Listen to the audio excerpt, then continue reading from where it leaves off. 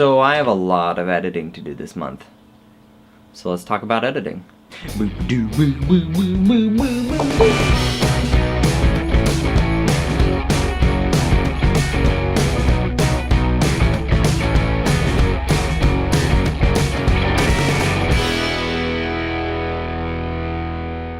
Hello there, my name is Colin and welcome back to the Filmmaker Files. The past couple episodes we've done a little bit more on set, behind the scenes, more on the technical side of how to do things. And while I think that's great and I want to continue to do those, I know that there are definitely other YouTube channels out there that have covered a lot of that kind of stuff before. And while I want to continue to do that kind of stuff, one of the biggest things that I've been looking forward to doing with the Filmmaker Files is diving into some of the more abstract ideas, looking at how your framing, lighting, and music and editing can have an emotional impact on an audience. So in order to take a look at the different principles of editing, we gotta talk about my main man, Vsevolod Pudovkin.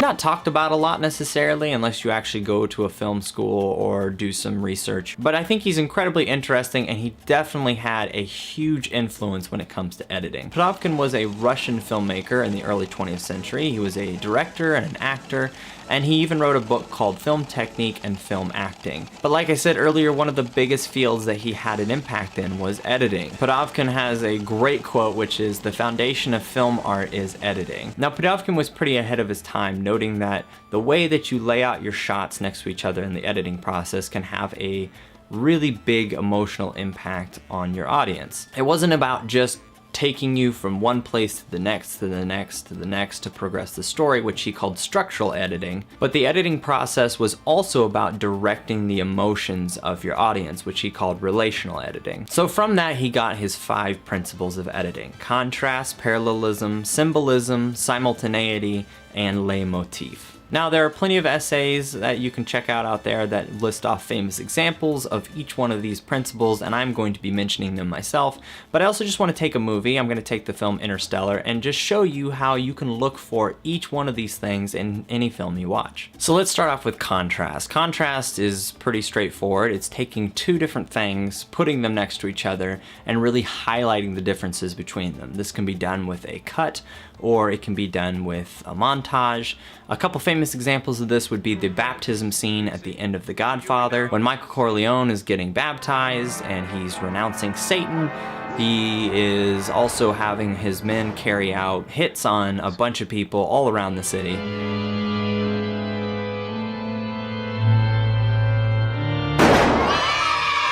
Another famous example would be in 2001: Space Odyssey, when the ape throws the bone up into the air and it cuts to a spaceship, although in a minute we're going to argue how that could also be parallelism, but it shows a pretty big contrast in terms of technology with the ape and the technology of mankind in the future. Now we'll take a look at Interstellar. In the opening scene of the film, Cooper is having a nightmare about one of his test flights going wrong and spinning out of control. Then we cut to him in the safety of his own bed down on Earth. Next up is parallelism, which is really just the opposite of contrast. You're taking 2 different things and putting them next to each other to show the similarities between the 2. This can also be a great technique to take your audience from one place to another or through time in a creative way that doesn't just have a title card thrown over it. So going back to 2001: Space Odyssey with the bone being thrown up in the air and then cutting to the spaceship, you could definitely argue that this cut is a parallel instead of a contrast, taking 2 different tools, one very early on in man's existence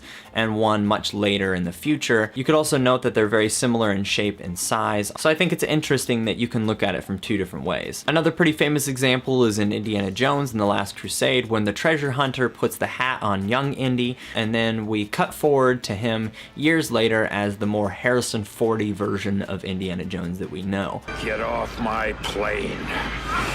Not only is this a great way of taking us forward in time and in the story, it's also a really nice way to show us a comparison between who he was and who he is and how similar they are. So now we jump over to Interstellar, and one of my favorite sequences in the film, when Cooper is driving away from his family farm, we see different shots mounted on the vehicle and of him as he drives off, and then we cut forward as the countdown ends to the rockets igniting and him beginning to take off, and it really just drives home that idea that he's going on this adventure and that he is in control of those decisions that he made to leave his family, and you know, he's like a pilot and driving, so you know, similarities. I'll give another example of parallelism in Interstellar, also one of my favorite scenes in the film, which is when Cooper is sitting watching his now grown-up daughter sending a video recording to him. As her video recording ends, we then cut to her ending the recording. Not only is this a great transition from one scene and one character to another, but it really highlights the similarities of the journeys that the two characters are taking. Next up, we have symbolism that is taking two somewhat seemingly unrelated shots and putting them side by side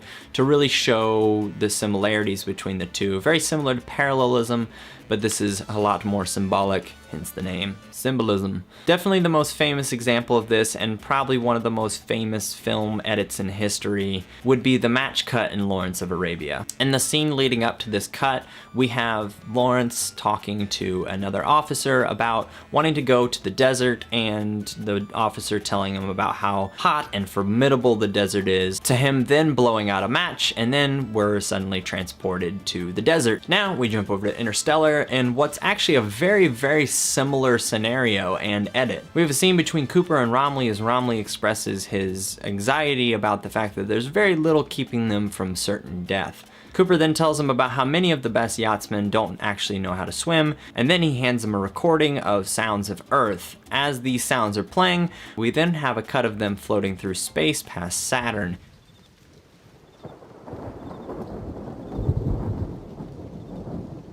This does a great job of really underscoring his fears and taking those and putting them on the audience as well. Next up, we have simultaneity. This is probably the easiest one to spot and definitely a favorite of Hollywood action films. When you take two scenes that are going on at the same time and you cut back and forth between the two. When you're intercutting those scenes, it's a great way to keep up the pacing and build up tension. When you get to a point where there's really nothing going on in one scene, you jump over to another scene, play that one out, jump back and forth until either they meet up or they both meet their conclusions. Terrific example of this is in Silence of the Lambs. As the SWAT team is preparing to close in on Buffalo Bill's house, we then cut over to Buffalo Bill, back and forth, as we think that we're leading up to the SWAT team busting in on him, and then it's all revealed that that's actually not the case, and that Clarice is showing up to his house and that they're at the wrong place. This is not just great for building up tension in that scene, but then it completely sets up the tension for what's to come because it's still not resolved. Moving back to Interstellar now, we have a scene where Mann and Cooper are fighting on that awesome ice planet, intercut with the scene where Murph is trying to get her brother and his family out of that house. The tension builds between the two arguments and fighting.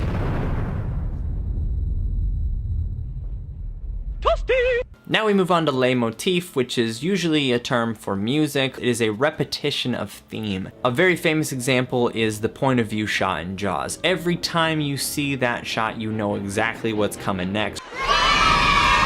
Now moving over to Interstellar, there was one really interesting shot and theme that really kept reappearing, and that was camera shots mounted on vehicles. We see a shot of that in the truck, and definitely plenty of shots of that on the smaller Ranger spacecraft. And every time we see that, we know that we're heading into an adventure and danger and the unknown.